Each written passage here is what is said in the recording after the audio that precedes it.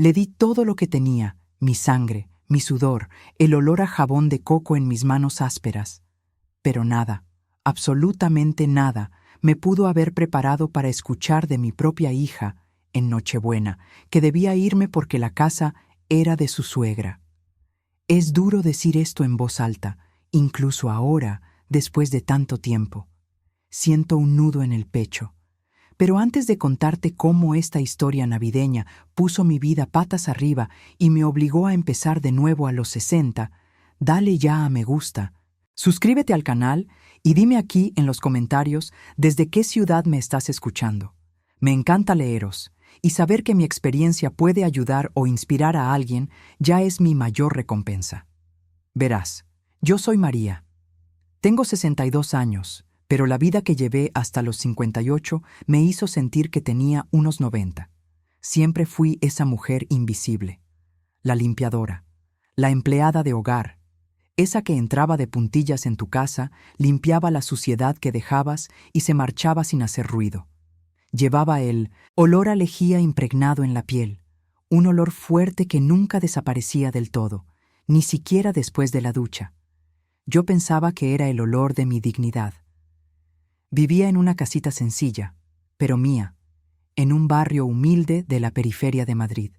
Tenía un patio pequeño donde cultivaba algunas hierbas, y el sol de la mañana daba en la ventana de la cocina secando los platos.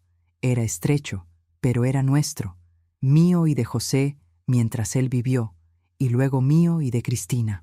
Ah, Cristina, es mi única hija, la luz de mis ojos, la razón por la que tiré del carro durante tantos años. Mi José se fue demasiado pronto. Fue rápido, un infarto fulminante. Recuerdo el olor de aquel hospital, ese aire acondicionado gélido y la desesperación que me subió por la garganta. Yo tenía 35 años y una niña de 8 que criar. Aquel día me juré a mí misma, mirando el rostro de Cristina, que ella tendría una vida diferente. Ella no tendría las manos agrietadas como las mías. Ella no tendría que agachar la cabeza y decir «sí, señora» a quienes apenas la miraban a los ojos. Ojos. E hice lo que tenía que hacer. Tomaba 3 autobuses abarrotados, con el calor pegando el uniforme a mi espalda, para trabajar por las mañanas en la casa de una familia rica en el barrio de Salamanca. Por la tarde, cogía otros 2 autobuses para ir a limpiar una oficina en el centro. Llegaba a casa exhausta, con la espalda ardiendo, pero la sonrisa de Cristina, mientras leía en la mesa de la cocina, era mi medicina. Guardé cada céntimo, María del alma. No me compraba ni un dulce extra. Ahorraba en luz, en agua, en café. Todo para su estudio.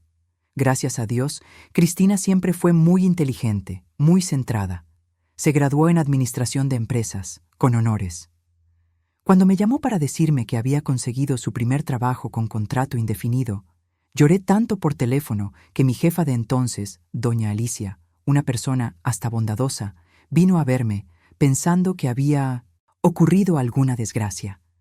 Yo solo acertaba a decir, «Es felicidad, doña Alicia, es felicidad». El sueño se estaba cumpliendo. Mi niña estaba volando. Su boda con Fabio fue el apogeo. Fabio era un buen chico, hijo de una familia de clase media alta, tenía un buen empleo. Era cariñoso con ella y respetuoso conmigo. Recuerdo el día que vino a pedir su mano. Le serví un café recién hecho y bien caliente, en mi taza favorita, aquella de florecitas azules.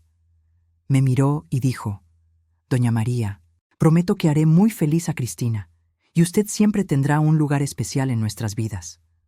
Yo le creí, juro que le creí. Cuando decidieron comprar su propio piso, Cristina me buscó con los ojos llenos de planes.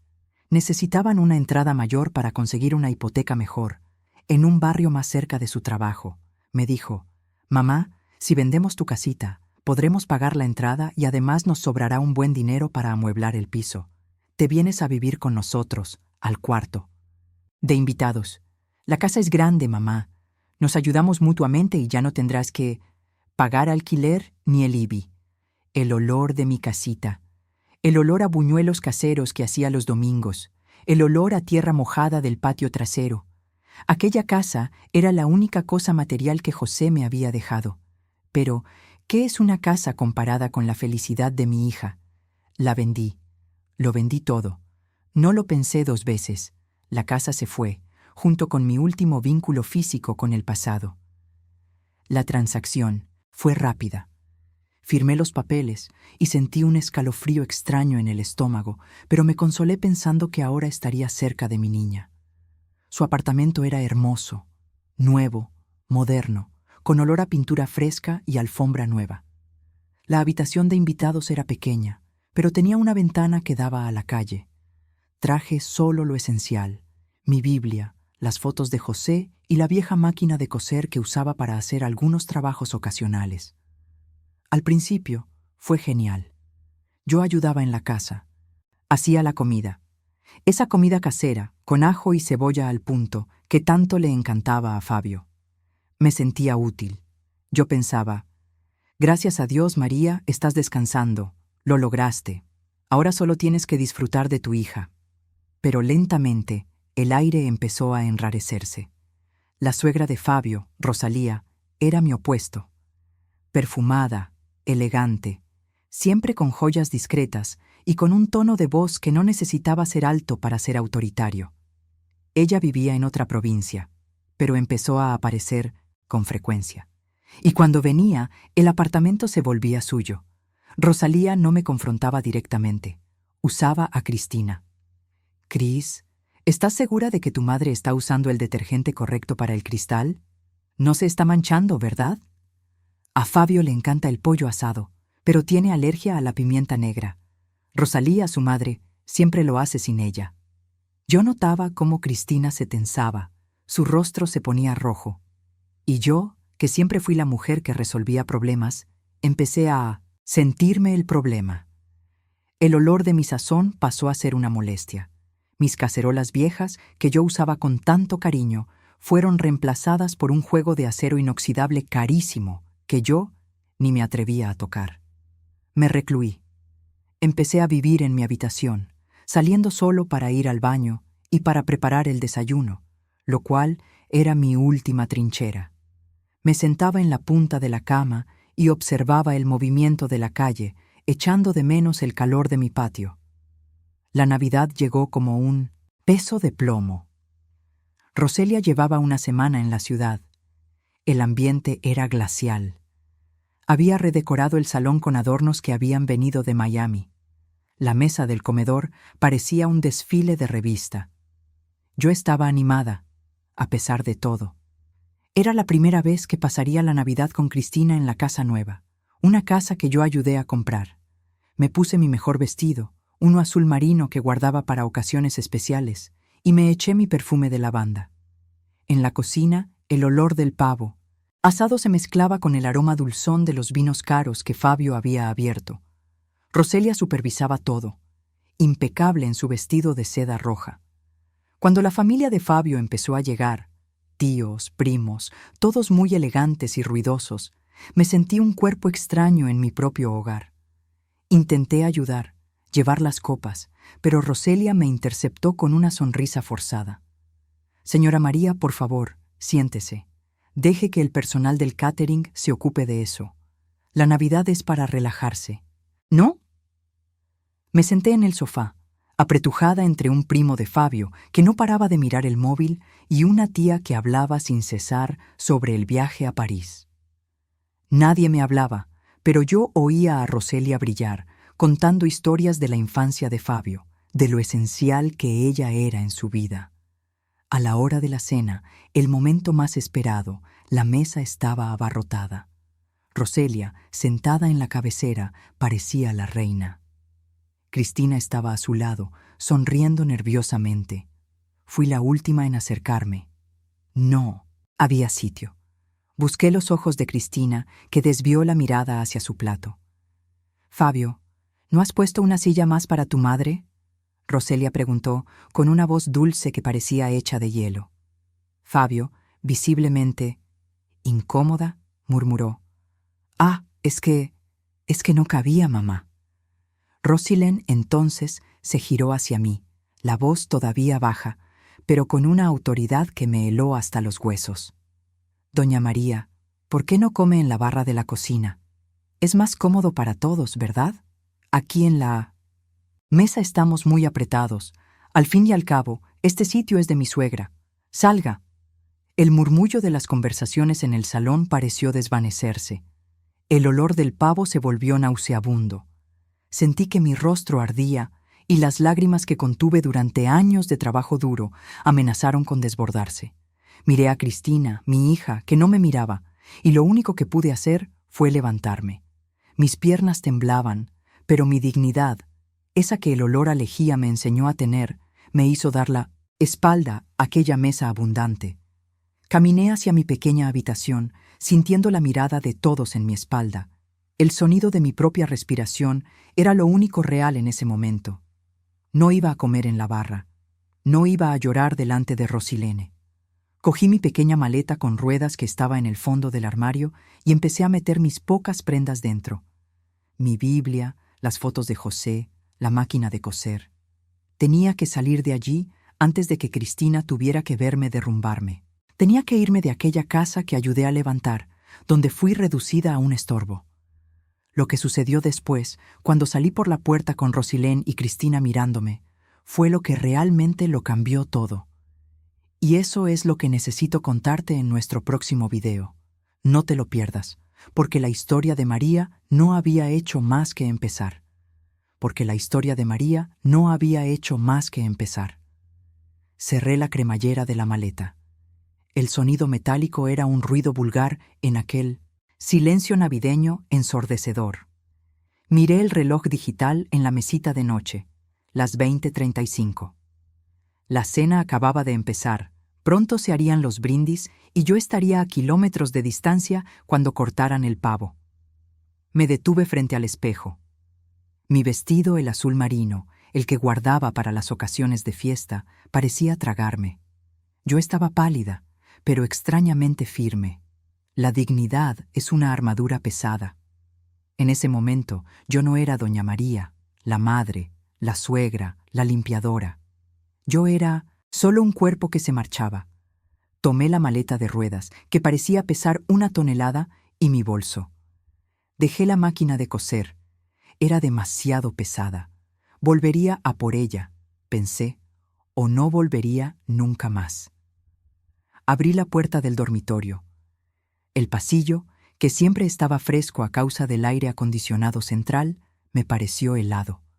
Pude oír la carcajada fuerte de Rosilene que venía del comedor. Era una risa afilada, victoriosa. Caminé lentamente.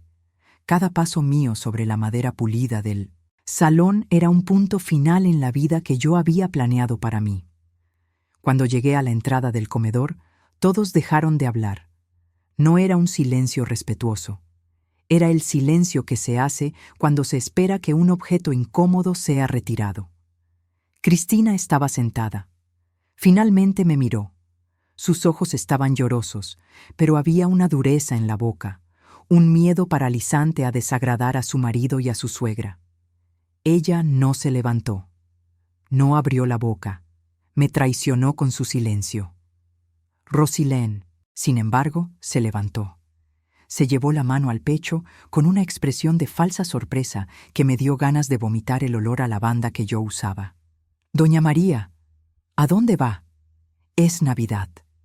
Su voz era un lamento fingido, lo suficientemente alto para que todos los invitados lo oyeran. Me detuve en la puerta, sujetando con firmeza el asa de la maleta. No iba a gritar, no iba a llorar. Iba a ser la dueña de mi propia salida. «Me voy, Rosilene», dije, y mi voz salió más ronca de lo que esperaba. «¿Pero por qué? ¿No le ha gustado la cena?» Hizo un gesto amplio hacia la mesa, llena de manjares que yo jamás probaría. «Mire, si es por el sitio, no se preocupe. Es solo una noche. Mañana ya le buscaremos solución».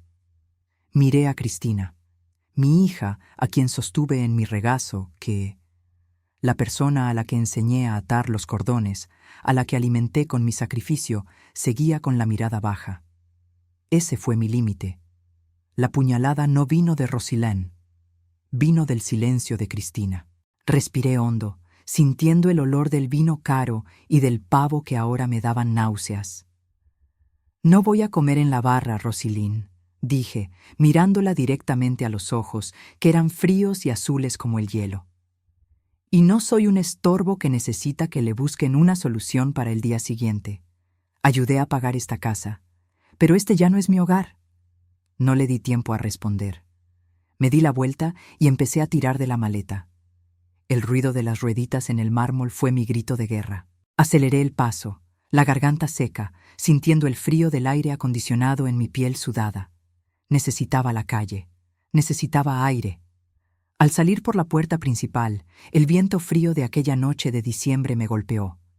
Estaba en la acera, sola, con una maleta de ruedas y un vestido de fiesta. No sabía a dónde ir. Caminé sin rumbo durante unos 10 minutos, hasta que las luces navideñas de la calle empezaron a emborronarse. Ya no pude contenerme. Me senté en el banco de una plaza, vacía, bajo la luz amarillenta de un poste, y me derrumbé. No fue un llanto silencioso, fue un sollozo que venía del fondo de mi alma, un sonido feo y desesperado, el sonido de 30 años de dedicación arrojados a la basura. Lloré por Cristina, por Fabio, por Rosilén, pero principalmente lloré por la María que dejé morir mientras intentaba ser la madre perfecta. Lloraba tanto que la espalda me dolía. El olor del perfume de lavanda se mezcló con la sal de mis lágrimas. Me quedé allí, encogida, hasta que el frío me obligó a detenerme. Miré mi móvil. Ninguna llamada, ningún mensaje. Cristina no me buscó. La realidad me golpeó con la fuerza de un puñetazo en el estómago. Estaba, de hecho, sin hogar en Navidad. No tenía a dónde ir. Mi hermana, Rosilén, la otra, la mía, vivía lejos. No quería molestar, no quería explicar. Yo necesitaba un lugar seguro para lamer mis heridas. Me levanté y empecé a caminar de nuevo, dirigiéndome hacia la avenida principal, donde sabía que había hoteles más sencillos. Caminé durante más de 1 hora. La maleta en mis manos me lastimaba los dedos. Encontré un pequeño hotel antiguo, con un cartel de neón roto que parpadeaba Hotel Millenials. Parecía un lugar de carretera, pero estaba lo suficientemente limpio como para darme refugio. El recepcionista, un chico joven y somnoliento, apenas me miró cuando le pagué la noche en efectivo. Me dio la llave de una habitación en el 2.º piso. El cuarto era pequeño, olía a desinfectante y a cigarro viejo. El colchón era fino y duro. Pero cuando cerré la puerta, sentí algo que no había sentido en mucho tiempo. Mi propio silencio. Ya no tenía que escuchar el aire acondicionado de Rosalía, ni las risas de Fabio. Me quité mi vestido de fiesta y lo colgué en la percha. Me senté al borde de la cama y miré la maleta. Allí estaban todas mis pertenencias esenciales, y allí, también, estaba mi libertad. Aquella noche fue la más larga de mi vida. No dormí. Me quedé acostada, mirando el techo agrietado, reviviendo cada detalle de la humillación. La voz de Rosalía resonaba. «Este lugar es de mi suegra. Lárgate». Pero de repente, en medio de la oscuridad y el dolor, surgió una claridad. Pasé la vida construyendo para los demás. Cuidé de mi marido enfermo. Trabajé el doble para pagar la universidad de Cristina. Utilicé mis ahorros para dar la entrada para esa casa, la casa que no era mía. Yo era un pilar, pero un pilar olvidado, desechado, cuando la construcción estuvo lista. ¿Y qué me quedaba a mí? Nada. Tenía mi cuerpo cansado, mis manos callosas y una maleta con ruedas, pero aún me quedaban mis habilidades. Cocinaba divinamente, y el aroma de mi sazón, que Rosalía tanto despreciaba, era el aroma del amor y de mi cultura. Yo cosía, era organizada, era una superviviente. Recordé una frase que mi padre, José, siempre, cuando las cosas se ponían difíciles, ella decía: «María, el suelo está ahí solo para que lo pises, no, para que te tumbes y te rindas». Esa madrugada, con el estómago vacío y el corazón hecho pedazos, Tomé la decisión que lo cambiaría todo. No iba a volver arrastrándome a pedir perdón, ni tampoco a recoger mi máquina de coser. No iba a dejar que Rosilén ganara. La casa tenía mi dinero. La mitad del pago inicial era mía. Yo tenía el comprobante. Había invertido mi sudor y mis lágrimas en ese inmueble. Y si Cristina no me quería como madre en su casa, entonces me tendría como socia. Me levanté de la cama, fui al baño y me lavé la cara. El agua fría me despertó. Miré a la mujer del espejo. No era la María de antes, la que se encogía. Estaba hinchada de tanto llorar, pero había un fuego nuevo en sus ojos. Saqué mi cuaderno de notas y un bolígrafo del bolso y empecé a escribir. No era una carta de despedida. Era un plan de negocios. Primero, necesitaba dinero para establecerme. Necesitaba un apartamento pequeño y un horno decente. Segundo, necesitaría un abogado. Y uno, bueno. Tercero, iba a cocinar. Iba a vender menús a domicilio. Iba a usar el sazón de mi tierra. Iba a usar mi fuerza y mi don para construir mi propia casa, mi propia vida. Cuando el sol empezó a salir, tiñendo el cielo de un rosa grisáceo a través de la ventana sucia, yo estaba lista. El olor a cigarrillo y desinfectante ya no importaba. Yo olía a café fresco y a un futuro que, por primera vez, era solo mío. Bajé al vestíbulo. El recepcionista dormía con la cabeza sobre la mesa. Salí a la calle. El frío todavía era cortante, pero ya no lo sentía tanto. Caminé hasta una cafetería abierta 24 horas. Pedí el café más fuerte que tuvieran y una tostada a la plancha. Necesitaba energía. Mientras tomaba el café, sentí el calor expandiéndose en mi pecho. Agarré mi móvil. Las 8 de la mañana. La Navidad había terminado para mí. No llamé a Cristina. No llamé a Fabio. Llamé a la doctora Elena, la abogada que había ayudado a una amiga mía con su divorcio. Yo no me estaba divorciando de mi marido muerto, sino que me estaba divorciando de mi vida anterior. La voz de la doctora Elena era profesional y tranquila. Doctora Elena, soy María. Soy la madre de Cristina. Necesito una consulta urgente. Se trata de la casa que ayudé a comprar. Fui expulsada anoche. Necesito saber cómo recuperar mi inversión. Y necesito que sea rápido. Le conté la historia en 10 minutos, sin llorar. Fui fría y objetiva, enumerando fechas, importes y comprobantes de transferencia. La paste, doctora Elena me escuchó pacientemente. Señora María, siento mucho lo que ha pasado, pero legalmente, si usted tiene los comprobantes de que el pago inicial se realizó con su dinero, tenemos un caso sólido. No se trata de la casa de ella, se trata de su patrimonio. Vamos a luchar. ¿Cuándo puede venir al despacho? Miré la tostada, que de repente parecía el desayuno más importante de mi vida. Voy ahora mismo, dije. Tengo una maleta y tiempo libre. No me queda nada más que perder, doctora Elena. Pero tengo todo para ganar. Colgué el teléfono y sentí un temblor, pero no era de miedo. Era de anticipación. La María que había salido de aquella casa era una superviviente humillada. La María que estaba sentada en aquella cafetería, bebiendo café fuerte, era una guerrera. Terminé el café, recogí mis cosas y llamé a un taxi. La vida que conocía había terminado en Nochebuena. Pero mi verdadera historia estaba por fin comenzando. Y no olería a lavanda y pavo asado. Olería a especias frescas y a victoria. Yo sabía que Cristina volvería a buscarme, y Fabio también. Pero la próxima vez, quien dictaría las reglas sería yo. Miré por la ventanilla del taxi. Las luces de Navidad seguían brillando, pero para mí era la mañana de Año Nuevo, y estaba lista para empezar de cero. Estaba lista para volver a ser María. El taxi se deslizaba por las calles, ya transitadas, y yo apretaba el asa de mi maleta. Era extraño. Había perdido todo lo que importaba la noche anterior, pero nunca me había sentido tan afilada. El taxista intentó sacar conversación sobre la Navidad, pero solo murmuré que iba a trabajar. No tenía tiempo para amabilidades vacías. Llegamos al edificio de la doctora Elena. Era imponente, de vidrio reflectante, olía a mármol frío y a éxito, el opuesto exacto de mi vida actual. Subí en ascensor, sintiendo cómo se me revolvía el estómago. No era ansiedad, era hambre de justicia. Cuando entré en el despacho, fui recibida por una secretaria impecable que me ofreció agua mineral. Acepté, pero no bebí. Necesitaba mantener la boca seca, la mente despejada. La doctora Elena era exactamente como la recordaba.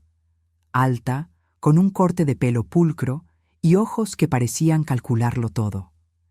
Me invitó a sentarme en un sillón de cuero que crujía suavemente bajo mi peso. «Señora María, gracias por haber venido tan rápido.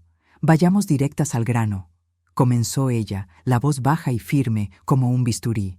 «Me dijo usted que no fue un préstamo ni un regalo. Fue una inversión conjunta para el pago inicial del inmueble, ¿cierto?» Abrí el bolso y saqué la carpeta donde guardaba los comprobantes bancarios. El papel era fino y ligero, pero tenía el peso de años de sacrificio. Deslicé la carpeta hacia ella. «Doctora Elena, vendí mi máquina de coser industrial. Vendí un par de pendientes que heredé de mi madre y usé todos mis ahorros para darles a Cristina y a Fabio el pago inicial de aquel apartamento. Estaba destinado a ser la seguridad de mi futuro, el lugar donde podría envejecer cerca de mi hija. Era mi pedazo de tierra, la mitad del pago inicial, negro sobre blanco. Los valores están ahí». La doctora Elena se puso las gafas de lectura y hojeó los extractos. El único sonido en la sala era el susurro del papel, y afuera el ruido distante del tráfico. «Perfecto. La documentación está muy clara. El hecho de que el dinero saliera de su cuenta a la cuenta de sus hijos para ser usado, específicamente en la compra, y el hecho de que usted haya vivido allí y contribuido con gastos, nos da una base sólida para configurar una copropiedad de facto o, como mínimo, un enriquecimiento injusto por su parte. Vamos a notificar a Cristina y a Fabio de inmediato. Tendrán que reembolsarnos el valor actualizado o llegar a un acuerdo de venta». Sentí un calor recorrer mi cuerpo. No era el calor del desayuno, era el calor de la venganza legal. «Quiero mi dinero de vuelta, doctora Elena. Cada céntimo. Y no quiero que piensen que pueden humillarme y salir impunes». Ella se quitó las gafas y me miró seriamente. «Doña María, necesito que entienda la naturaleza de esta batalla. Esto no es solo sobre el dinero, es sobre la relación. Una vez que enviemos esta notificación, la puerta de la reconciliación estará cerrada. Su hija y su yerno la verán como una adversaria legal. ¿Está lista para esto?». Respiré hondo, sintiendo el olor a cuero nuevo en el sillón. Me dolía el pecho, pero no era el dolor agudo de la Navidad. Era un dolor sordo, de luto. Estaba enterrando viva a mi hija, la hija que creí tener. «Doctora Elena, Cristina me cerró esa puerta en la cara. Me ordenó que me fuera delante de todos. Eligió a la madre de Fabio, Rosalía, y me tiró como si fuera basura. Ya no tengo ninguna relación que salvar. Estoy lista para la guerra. Solo necesito un lugar donde vivir y tiempo para reestructurarme». Fue en ese momento, mientras hablaba sobre la frialdad de mi hija, que la armadura se resquebrajó. No lloré en voz alta, pero lágrimas gruesas y calientes corrieron por mi rostro, mojando las manos que sujetaban el bolso. Eran lágrimas de vergüenza y de profunda tristeza. Yo había trabajado tanto para darle una vida mejor, y su gratitud fue humillarme en el día más importante del año. La doctora Elena extendió una caja de pañuelos de papel y esperó en silencio profesional. Ese silencio valía oro. No había juicio, solo aceptación del dolor. Me limpié la cara, sintiendo el papel áspero contra la piel sensible. «Lo siento», murmuré, con la voz quebrada. «No se disculpe, María, es su vida, y por eso vamos a luchar con tanta fuerza. Usted está luchando por su dignidad. El proceso puede llevar meses, quizás un año, dependiendo de su resistencia. Pero la notificación inicial se enviará en 48 horas. Recibirán la noticia pronto. Hasta entonces, usted necesita encontrar un lugar seguro y empezar su plan B. El plan B. Las comidas, para llevar. El olor a especias. Salí de la oficina de la doctora Elena unas 2 horas después, con un plan de acción claro y la sensación física de que un peso se había transferido de mis hombros al regazo del sistema judicial. Tenía una abogada fuerte y una causa justa. El siguiente paso era la supervivencia inmediata. No podía volver al hotel que apestaba a tabaco. Necesitaba un lugar que pudiera oler a comida, a vida. Recordé a un antiguo compañero de trabajo de José, mi difunto marido, que administraba inmuebles en el centro. Lo llamé. «Fabiano, soy María. ¿Te acuerdas de mí? La esposa de José. Necesito un apartamento pequeño urgente, un lugar sencillo donde pueda cocinar. No importa el tamaño, solo tiene que tener una cocina decente y ser seguro. Pagaré por adelantado». Fabiano, un hombre práctico y de buen corazón, me devolvió la llamada en 1 hora. Tenía un estudio minúsculo y antiguo en el 3er piso de un edificio sin ascensor, cerca de un mercado de abastos.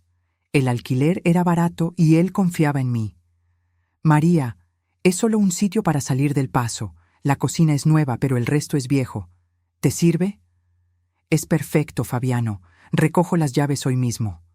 Volví al hotel, pagué lo que debía, recogí mi maleta y me dirigí a mi nueva dirección. El estudio olía a moho y desinfectante barato. Las paredes eran de un amarillo descolorido y la ventana daba a un callejón lleno de cajas de cartón. Pero la cocina, un fogón de 4 hornillas, parecía brillar bajo la luz tenue de la estancia. Era mi altar. Me senté en el borde de la cama estrecha, sobre el colchón delgado que Fernando había conseguido, y por primera vez en aquel día sentí mi cuerpo relajarse de verdad. Estaba sola, pero estaba en mi territorio. No había tiempo para sentimentalismos. Tenía que empezar a trabajar. Esa misma tarde, usé el resto del dinero que tenía en el bolsillo para ir al mercado municipal. El olor era embriagador. Pimienta negra recién molida, cilantro fresco, ajo machacado, comino. Sentí el aroma entrar por mis fosas nasales y limpiar la suciedad emocional de la noche anterior. Era el olor de mi verdadero hogar, de mi esencia. Compré 5 kilos de arroz, 5 de frijoles, pollo, carne picada y, lo más importante, los ingredientes para mi sofrito base, el que aprendí de mi abuela en el pueblo: cebolla morada, ajo, pimiento verde, aceite de oliva virgen extra y sal gorda. Volví al pisito cargando las bolsas, sintiendo el peso de mi futuro en mis brazos. El esfuerzo físico era bienvenido. Distraía la mente del dolor. Encendí la cocina. El calor de los fuegos encendidos era reconfortante. Tomé la tabla de cortar y empecé a picar. El sonido rítmico del cuchillo contra la madera era música. El olor del ajo y la cebolla friéndose en aceite era mi oración. Preparé el sofrito de mi abuela. El olor se extendió por el apartamento minúsculo, invadió el pasillo, e incluso sentí que estaba expulsando el moho de las paredes. Era un olor a poder, a hogar, a fuerza. A la mañana siguiente ya estaba en pie a las 5. Había comprado 10 táperes de poliespán y tenía un objetivo claro: preparar 5 de pollo guisado con patatas y guisantes y 5 de carne picada con calabacín. Cocinaba con el corazón. Probé los frijoles, ajusté la sal, sentí la textura del arroz suelto. No solo estaba cocinando, estaba tejiendo mi nueva vida, hilo a hilo, aroma a aroma. A las 10 de la mañana, los 10 táperes estaban listos, empaquetados, calientes. Cogí el móvil y llamé a mi antiguo jefe, don José del almacén, que siempre elogiaba mi comida en las barbacoas de la empresa. «Don José, soy María. He empezado un pequeño negocio de menús caseros para llevar. Comida de verdad. ¿Acepta 10 para el almuerzo de hoy? Es un precio especial de lanzamiento. Si a la gente le gusta, sigo sirviendo. Don José se rió, con la voz ronca, y aceptó al instante. María, si es tu comida, te compro 100. Manos a la obra, aquí la gente está harta de comer comida precocinada y procesada. Llamé a un motorista de reparto y envié el primer lote. Me senté en la silla de la cocina, con el corazón latiéndome fuerte, mirando la ventana. Tenía 54 años, acababa de ser humillada por mi hija, vivía en un estudio pestilente, pero acababa de vender 10 comidas. A las 2 de la tarde, don José me llamó. No llamó para elogiarme, llamó para preguntar. María, la gente se ha vuelto loca aquí. Patricia, la de HH, quiere saber si haces comida vegetariana. Fernando, el de contabilidad, quiere saber si entregas los sábados. Necesito 20 más mañana. ¿Puedes con ello? Sentí que se abría una sonrisa gigantesca en mi rostro, una sonrisa que no sentía desde la Navidad anterior. Claro que sí, don José. Dígales que mañana preparo 40. Y sí, Patricia puede tener su menú vegetariano, y dile a Fernando que me llame el sábado por la mañana. Colgué el teléfono y miré alrededor de mi pequeña cocina. La pila de ollas sucias, el suelo que necesitaba ser barrido, el calor de la estufa. No era la casa de mis sueños que había ayudado a pagar, pero era mía. Estaba construida con mi sazón, mi dolor y mi fuerza. Esa noche dormí profundamente por primera vez en días. Soñé con ollas hirviendo y el fuerte olor a aceite y ajo. 2 días después, la doctora Elena llamó. María, la notificación fue entregada. La reacción no fue buena. Cristina me llamó histérica, diciendo que usted está intentando destruirle la vida. Dice que el dinero fue un regalo y que usted está siendo una desagradecida. Fabio está callado, pero su abogado ya nos llamó. Van a luchar, María. Intentarán descalificar tu contribución. Yo estaba en medio de la preparación de un guiso de carne, sintiendo el olor denso de la salsa. No sentí el temblor que sentí en la cafetería. Sentí cómo la dureza se instalaba en mi corazón. Doctora Elena, diles que tengo los comprobantes. Y dile a mi hija que su ingratitud me costó la Navidad. Ahora le va a costar su casa. Estoy ocupada ahora. Tengo 40 menús diarios para entregar mañana y una lista de espera. No voy a perder mi tiempo pensando en ellos. Solo llámame cuando tengas una audiencia programada. Estoy cocinando mi propia victoria. Colgué el teléfono, me lavé las manos y volví al fogón. El olor a condimento fresco era mi escudo. Rosana me había quitado mi lugar en la mesa. Cristina me había quitado mi hogar. Pero nadie podía quitarme mi don, mi fuerza y mi derecho a luchar por lo que era mío. Yo era María, y mi revancha sería servida caliente, con el mejor aderezo. Ya no tenía tiempo para estudios apestosos. En 3 semanas, mi cocina de 4 fuegos estaba implorando clemencia. Las entregas para el almacén del señor José se expandieron a recursos humanos, la contabilidad, y pronto yo estaba suministrando a 3 empresas diferentes en el mismo polígono industrial. Ya no cocinaba 10 ni 40. Cocinaba 100 menús diarios al día. Mi rutina era brutal. Me iba a dormir a las 10, me despertaba a las 4 y me dolía el cuerpo entero. Tenía dolor de espalda, dolor en las articulaciones y un dolor fantasma en los dedos de tanto picar verduras. Pero este dolor era honesto, era el dolor de la construcción y no el dolor de la humillación. Alquilé un apartamento más grande, en la planta baja, que tenía una cocina decente y espacio para un congelador industrial que compré a plazos en 12 cuotas. Contraté a una vecina joven, Camila, que era rápida y organizada, para que me ayudara con la limpieza y el empaquetado. El olor a comino y laurel se convirtió en mi marca. Registrada, estaba ganando dinero. No era la fortuna que Fabio y Cristina habían robado, pero era suficiente para pagar el alquiler, el congelador y, lo más importante, a la doctora Elena. Estaba sentada en un taburete, agotada, limpiando el aceite salpicado del suelo de azulejos, cuando el móvil vibró. Era la doctora Elena. María, sé que usted está ocupada, pero necesitamos hablar. La defensa de ellos finalmente presentó la respuesta.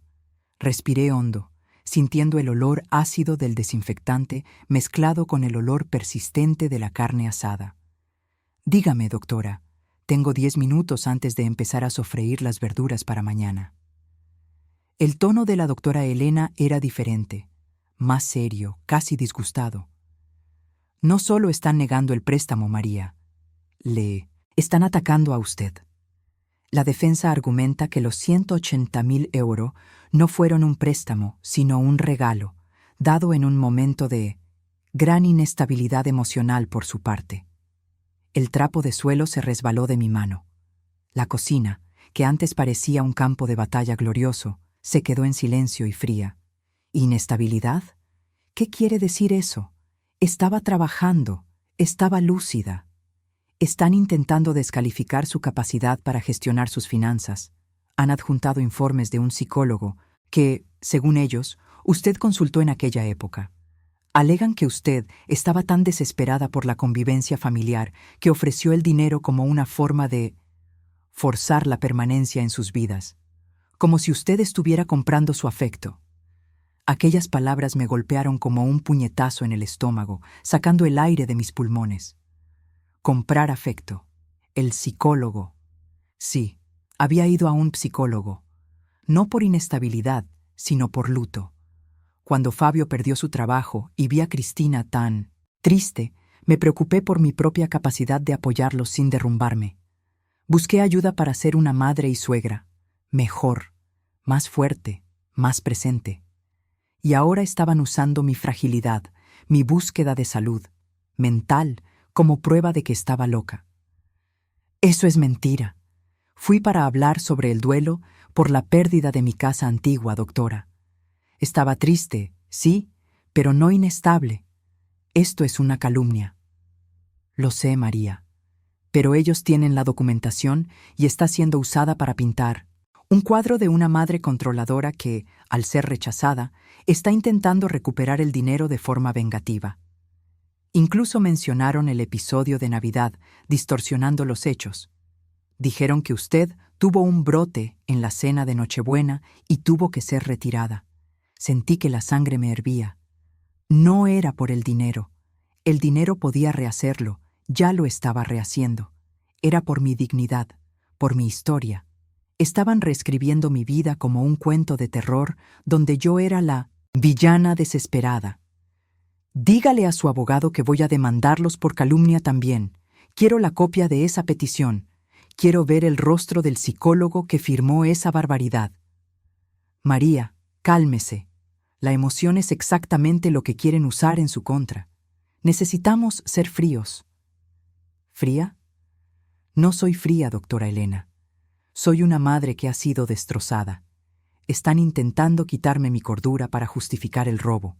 Eso no lo acepto. Colgué el teléfono, temblando. Camila, que estaba en 1920. La habitación de al lado empacando buñuelos de bacalao congelados que iba a vender el fin de semana, notó mi silencio y se acercó a la cocina. Doña María, ¿está todo bien? ¿Está usted pálida? Intenté sonreír, pero mi rostro parecía hecho de piedra. Está todo bien, Camila. Solo problemas familiares. Vuelve a tu trabajo. Pero no estaba nada bien. No podía volver a la cacerola del sofrito. El dolor físico del agotamiento era soportable. El dolor de la traición emocional era insoportable. No solo estaban luchando por el dinero, estaban luchando para borrarme. Necesitaba aire. Necesitaba una certeza que la cocina no podía darme. Necesitaba mirar a Cristina y a Fabio y entender cómo se habían convertido en monstruos. Me quité el delantal sucio de salsa de tomate, me puse una chaqueta y cogí las llaves de mi coche. Un Corsa viejo que había comprado al contado con el beneficio de las primeras semanas. Conduje sin pensar, con el pecho oprimido, el olor a ajo, pegado a mi ropa. 40 minutos después, estaba parada frente a la casa. Mi casa. la casa de ladrillos blancos que yo había elegido, la casa que tenía el cerezo que planté delante. Estaba oscuro, pero la luz del salón estaba encendida. Era jueves, y yo sabía que Fabio llegaría tarde del trabajo, pero Cristina estaría allí. Estacioné el coche en la esquina y sentí el frío de la noche penetrar en mi chaqueta. Ya no estaba pensando como la empresaria María, la de los Tupper. Yo era solo María, la madre herida. Toqué el timbre. Tardó. Oí el ruido de pasos sobre el suelo de porcelanato que yo había ayudado a elegir. La puerta se abrió. Cristina llevaba puesto un albornoz de seda, el pelo arreglado y el maquillaje impecable, incluso de noche. Me vio y su rostro se contorsionó en una máscara de repulsa y rabia. «¿Qué haces aquí?» Su voz era baja y cortante, llena de veneno. Ni siquiera me llamó madre. «Vine a ver el monstruo en el que te has convertido, Cristina. Acabo de recibir la petición de tu abogado». Intentó cerrar la puerta, pero puse el pie. No estaba pidiendo, estaba exigiendo. «No vas a cerrarme esta puerta en las narices, no en esta casa que yo ayudé a construir. Vete de aquí, María. Estás invadiendo mi propiedad, no tienes derecho a estar aquí. Tengo todos los derechos, me estás llamando loca. Estás usando mi sufrimiento en mi contra. ¿Crees que te estaba haciendo un regalo porque estaba desesperada? Te estaba dando una oportunidad desagradecida». Cristina se rió. No fue una risa de alegría, sino un sonido seco, cruel, que resonó en el vestíbulo. «¿De verdad te crees eso? ¿Que me estabas dando una oportunidad? Ah, María, eres tan ingenua. Siempre lo fuiste». Sentí el suelo desaparecer bajo mis pies. «¿Qué quieres decir?» Ella se inclinó un poco, los ojos fijos en los míos. La frialdad del mármol de la escalera parecía emanar de ella. «¿Crees que Fabio y yo teníamos alguna intención de pagarte de vuelta? Jamás. Desde el momento en que lo ofreciste, lo vimos como compensación». «¿Compensación por qué? Te lo di todo. Nos asfixiaste, María. Viviste nuestra vida. Nos obligaste a vivir cerca de ti, a ir a tu casa todos los domingos, a escuchar tus consejos sobre cómo debía criar a mi hijo. Cuando Fabio perdió su trabajo, fue nuestra oportunidad de tener nuestro propio espacio, nuestro propio aire. Estabas tan ciega, tan desesperada por entrar en nuestra vida que aceptaste pagarlo todo. No nos estabas ayudando. Estabas comprando tu acceso y nosotros aceptamos el regalo. Me dolió tanto el pecho que pensé que iba a sufrir un ataque al corazón allí mismo. No era rabia. Era un dolor que cavaba agujeros en mi alma. ¿Estás diciendo que lo planearon? ¿Desde el principio? No planeamos el divorcio, pero cuando vendiste tu casa y viniste con el dinero, fue fácil. Fabio y yo ni siquiera tuvimos que discutir. Simplemente lo entregaste. Nos diste la libertad que nunca nos permitiste tener. ¿Y ahora quieres revertir el juego? ¿Crees que voy a dejar que me quites la casa que me dio paz? Las lágrimas llegaron, cálidas y abundantes, pero no eran lágrimas de tristeza, eran de furia y de una decepción tan profunda que apenas podía respirar. Eres una víbora, Cristina. Eres peor de lo que pensé. Usaste a tu propia madre. Y tú usaste tu dinero para intentar controlarme. Estamos a mano. Ahora, sal de aquí. Si no te vas, llamo a la policía y digo que usted está teniendo otro brote». Ella usó la palabra brote con tanta facilidad, con tanto escarnio. La amenaza de llamar a la policía, de incriminarme públicamente con la mentira que había plantado en los autos judiciales. Retrocedí un paso, sacando el pie del umbral. Miré la sala, los muebles nuevos, la pintura que yo ayudé a elegir. Todo aquello era una mentira, un escenario montado para mi humillación final. No grité. No lloré más. El dolor se transformó en un peso sólido y frío que se asentó en mi vientre. Miré a Cristina, a la hija que crié, y vi a una extraña. «Vas a perder esta casa, Cristina. Puedes llamarme loca ante tu abogado, pero yo tengo los comprobantes y tengo a la doctora Elena. Pero lo más importante, tengo la verdad, y la verdad es que no vales ni un ladrillo de esta casa. Me di la vuelta y caminé de regreso al coche. La frialdad de la noche era bienvenida, era menos dolorosa que la frialdad de mi hija. Conduje de vuelta a mi apartamento, a mi cocina. Entré y vi a Camila durmiendo en el sofá, exhausta de tanto trabajar. El olor a comino me dio la bienvenida. No fui a dormir. Fui a la cocina, encendí la hornilla y empecé a picar 10 kilos de cebolla para el día siguiente. No lloré por las cebollas. Lloré por la hija que perdí. Pero mientras la cebolla se freía y el olor dulce de la caramelización subía, lo supe. No había vuelta atrás. El proceso ya no se trataba de dinero.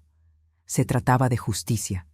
Y mi venganza sería servida, no en un plato, sino en forma de una orden de desahucio. Yo era la loca, la desesperada, genial. Que se preparen para ver de lo que la loca era capaz. La María de las comidas era fuerte, pero María, la madre traicionada, era implacable. No pararía hasta que esa casa estuviera de vuelta en el mercado y yo estuviera en posesión de mi dignidad. Y lo haría sin la ayuda de una sola lágrima.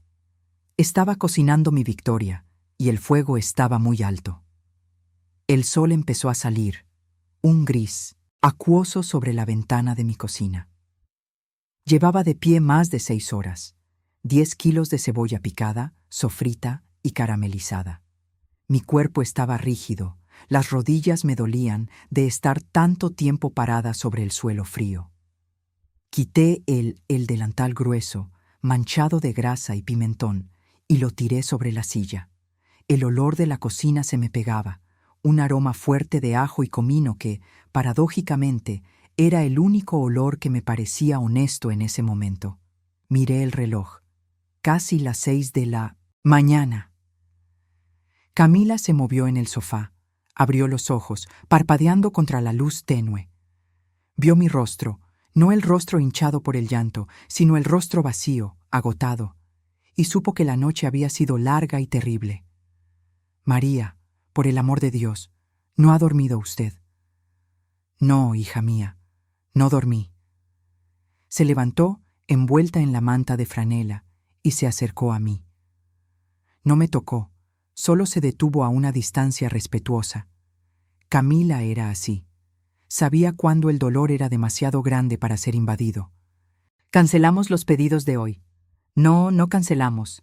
Hoy es día de cocido. Cocinamos. Si paramos, nos caemos. Y yo no voy a caer. Aquellas palabras salieron más como un decreto que como una conversación. Fui al baño, tomé una ducha rápida, sintiendo cómo el agua caliente intentaba derretir la tensión atrapada en mis hombros. Mientras me frotaba el jabón, miré mi reflejo. La mujer que me encaraba estaba envejecida, pero había algo nuevo y afilado en sus ojos. La ingenuidad había sido quemada. Me puse unos pantalones vaqueros y una camiseta sencilla. Volví a la cocina, donde Camila ya encendía el fuego y ponía el agua para el café. El olor a café fresco era un pequeño consuelo. María, necesita un plan. Ya tengo uno, Camila. Llamaré a la doctora Elena en cuanto abra el despacho. Necesitaba una cabeza fría.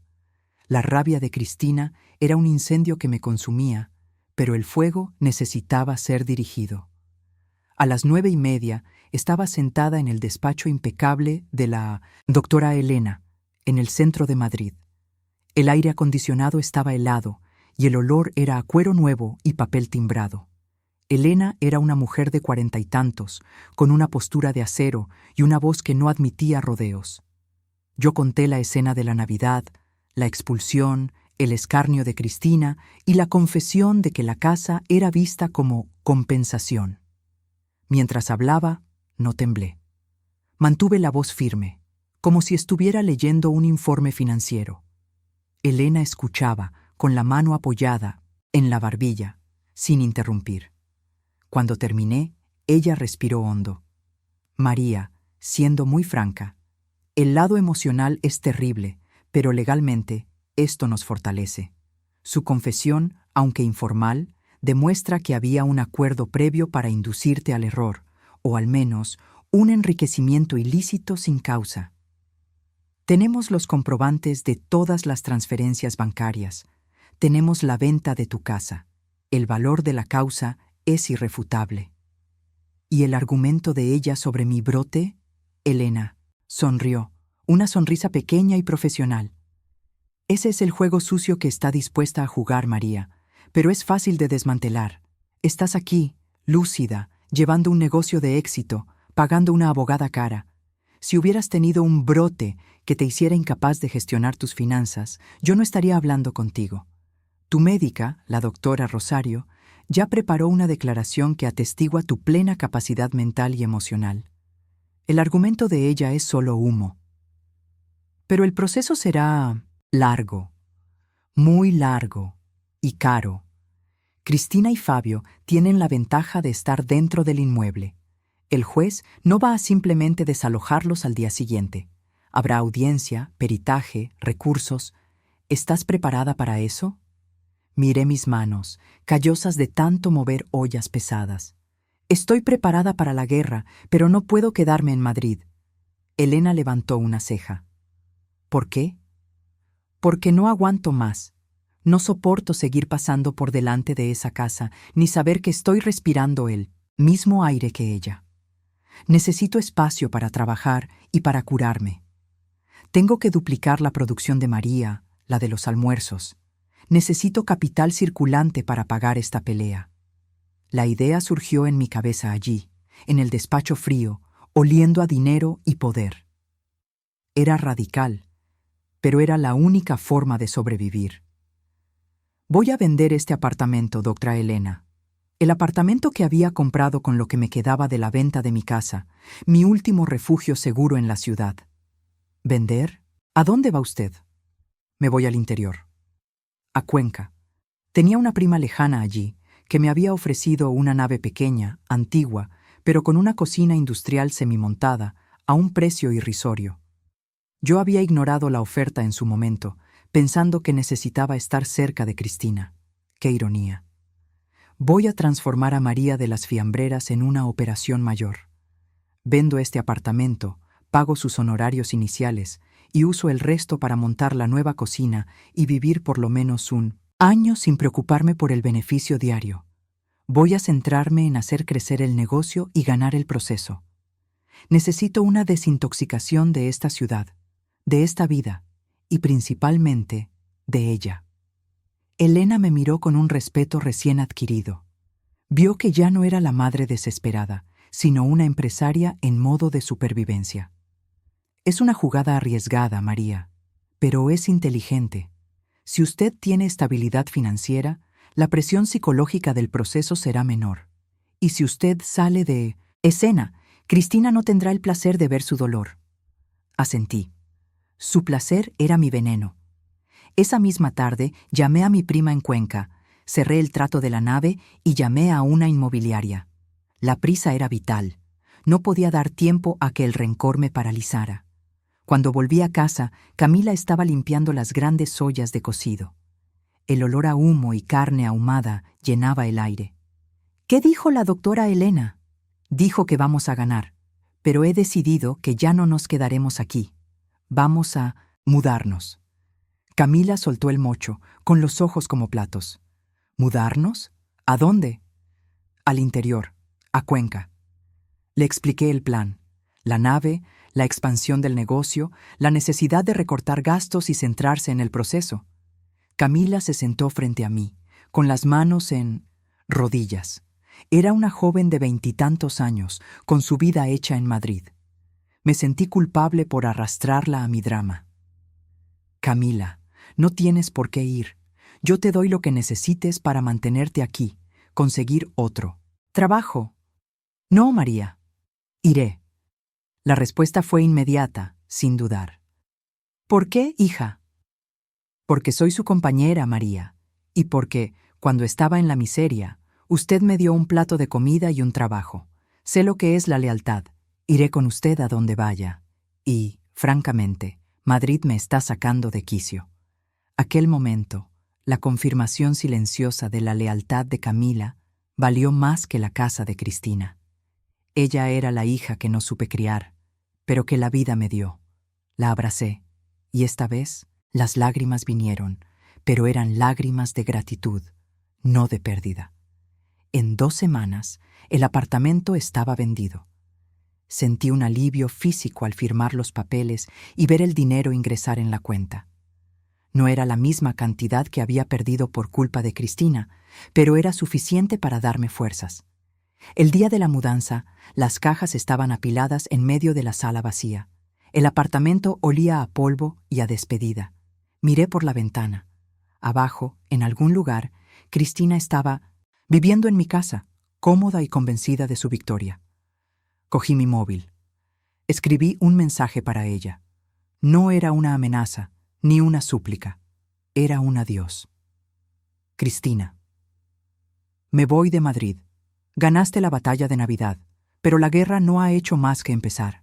Quería que supieras que, en el momento en que me echaste de tu puerta y confesaste que utilizaste a tu madre, no me quitaste una casa, me diste lo único que no tenía, libertad. Ya no te debo nada, y tú me lo debes todo. Nos vemos. En el tribunal. María. No esperé la respuesta. Apagué el teléfono y lo guardé en la maleta. Subí al camión de mudanza junto a Camila. Miré a Madrid por última vez, al caos, el cemento y el dolor. Estaba dejando atrás a la María que intentaba comprar el amor de mi hija. El viaje fue largo. El sol pegaba fuerte. Mientras los paisajes urbanos y de edificios daban paso a granjas y colinas verdes, sentí cómo la tensión de meses se evaporaba de mi cuerpo. En Álora, el aire era más limpio, olía a tierra mojada y a monte. La nave industrial era rústica, pero enorme. Tenía potencial. La cocina industrial era un esqueleto, pero Camila y yo teníamos la fuerza de voluntad y, ahora, el dinero para hacerla funcionar. Esa noche, dormí en un colchón hinchable en el suelo de la nave, al lado de las cajas. Estaba exhausta, pero por primera vez en mucho tiempo no me sentía una carga. Reflexioné sobre todo. El error fatal que cometí no fue dar el dinero, sino intentar controlar la vida de Cristina con él. Estaba tan desesperada por ser la madre perfecta, la proveedora indispensable, que terminé siendo la asfixiante. Cristina no me traicionó solo por codicia. Traicionó mi intento de aprisionarla. Y yo tenía que reconocer mi parte en la destrucción. La crié con un vacío y ella lo llenó con mi casa. Pero tocar fondo era un lugar interesante. Ya no había nada más que perder. A la mañana siguiente, me desperté antes de que saliera el sol. La nave estaba fría, pero mi espíritu estaba cálido. Me levanté, me recogí el pelo y encontré a Camila abriendo ya las primeras cajas de ollas. ¿Qué cocinamos hoy, María? Hoy, hija mía, cocinamos nuestro futuro. Empezamos de cero. Y esta vez nadie nos va a echar de aquí. Cogí mi delantal. María de los Tupper estaba de vuelta, pero esta María no estaba cocinando para demostrar nada a nadie. Estaba cocinando para mí. Y esa era la única receta de éxito que importaba. La casa de Cristina era solo un detalle. Mi dignidad, esa era innegociable, e iba a recuperarla ladrillo a ladrillo.